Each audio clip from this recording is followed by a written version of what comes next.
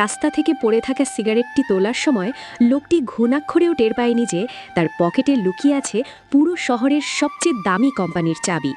গল্পের শুরুটা সিয়ামকে দিয়ে, যে একজন সাধারণ ডেলিভারি বয়। সে এতটাই গরিব যে রাতে পেটের ক্ষুধা ভুলে থাকতে রাস্তা থেকে কুড়িয়ে পাওয়া সিগারেট ফুঁকত। হঠাৎ পকেটে হাত দিতে সে অবাক হয়ে যায়।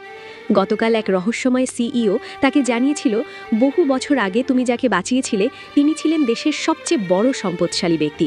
মৃত্যুর আগে তিনি তার সমস্ত সম্পত্তি তোমাকে দিয়ে গেছেন।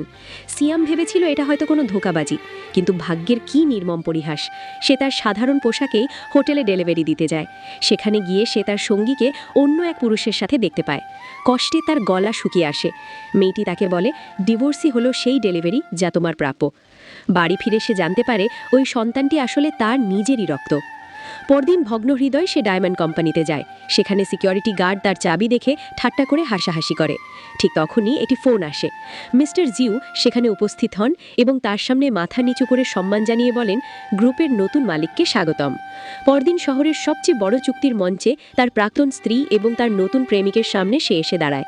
তারা তাকে দেখে অপমান করে হাসছিল।